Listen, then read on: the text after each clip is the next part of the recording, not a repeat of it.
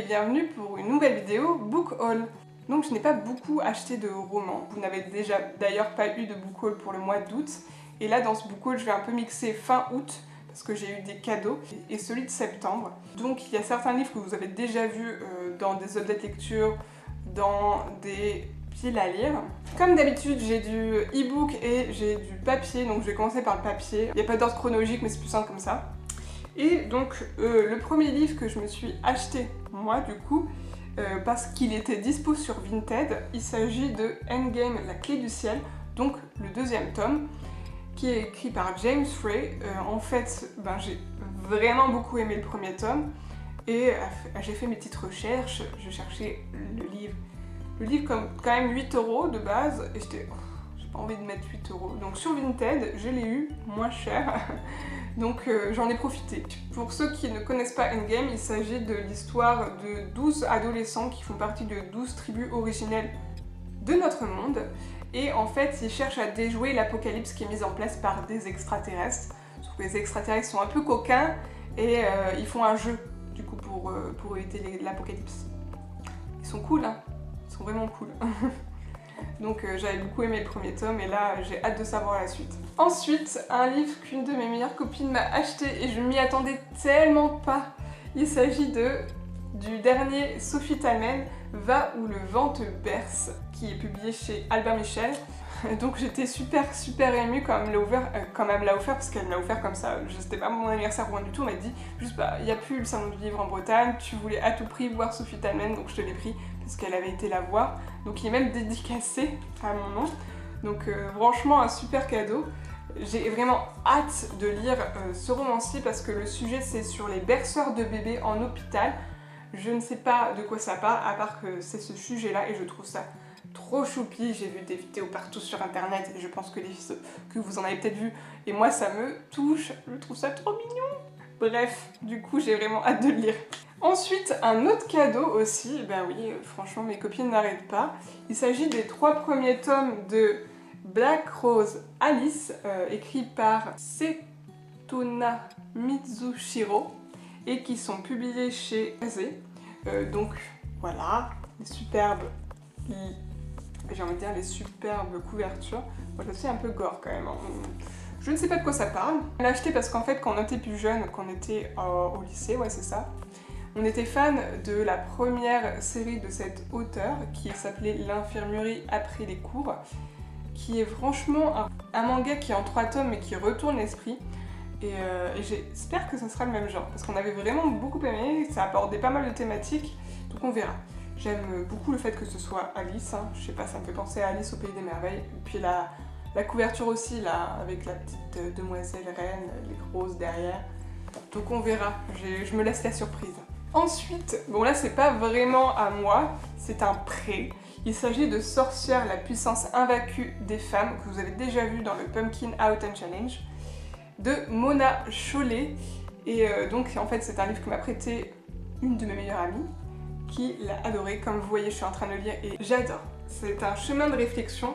Et Mona Chollet prend la figure de la sorcière telle qu'elle était au Moyen-Âge, telle qu'on la percevait, pourquoi elle a été persécutée, et explique qu'en fait toutes ces persécutions, toutes ces raisons, pourquoi on les a persécutées, quelles sont les conséquences sur notre vie actuelle, sur notre société contemporaine. C'est super intéressant et c'est hyper documenté, c'est super intelligent, ça fait réfléchir. Je pense qu'on peut être d'accord ou pas d'accord. Pour l'instant, moi, je suis plutôt d'accord. Et puis ça me fait penser à des choses au quotidien, des choses qui sont ancrées dans mon quotidien, au travail notamment, à la maison. J'essaye de le faire lire à mon copain pour qu'il essaye de voir. Je suis pas sûre que j'arrive à le faire franchir le pas de lire ce livre, mais bon, j'espère. J'y vais tel un petit serpent là. Allez, tu veux pas lire? Tu veux pas lire? On verra si ça marche. Donc voilà, c'est tout pour les livres que j'ai eus en papier. Donc vous avez vu, c'est pas énorme. Et ensuite on passe au livre e-book. Donc un livre que vous avez déjà vu en point lecture, puisqu'il s'agit d'un des livres du Plib. Il fallait que je les achète du coup pour les commenter. Donc il s'agit de Mère morte d'Aurélie Wallenstein. Donc dans cette histoire-ci, on est dans un monde post-apocalyptique où toutes les mères ont disparu. Certaines personnes ont des capacités psychiques supérieures à la normale et peuvent combattre les marées hautes qui sont en fait des marées de mer fantômes avec des animaux fantômes et tous ces petits fantômes d'animaux aquatiques cherchent à se venger des humains en leur prenant leur âme et du coup les personnes comme notre héros Oural sont assez demandées et il se fait enlever par une tribu de pirates. Donc si jamais vous voulez savoir mon avis, n'hésitez pas à aller voir la vidéo uniquement dédiée sur ça, mais j'ai quand même aimé. Ensuite, dans le même genre, j'ai acheté également Féline de Stéphane Servant.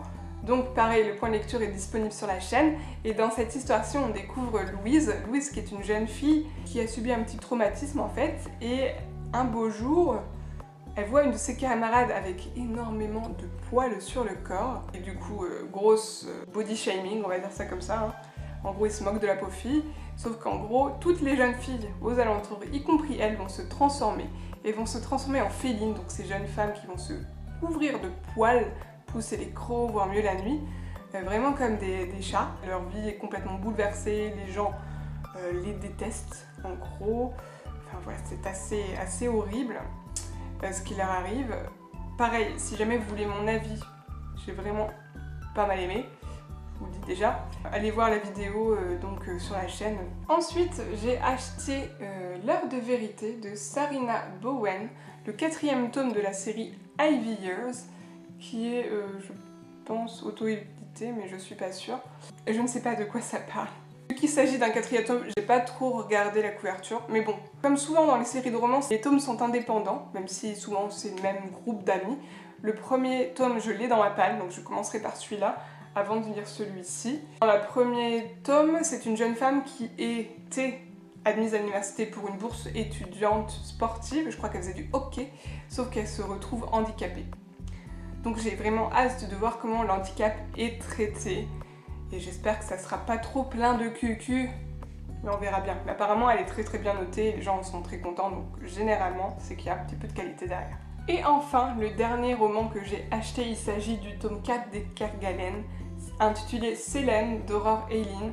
Je pense que je vous en ai assez parlé sur la chaîne, mais vous savez que c'est l'histoire d'une famille de sorciers, ou plus précisément de sorcières, puisque les hommes n'ont pas de pouvoir dans cette famille, et que chaque tome concerne une des filles de la famille, donc elles sont soit sœurs, soit cousines, ça dépend.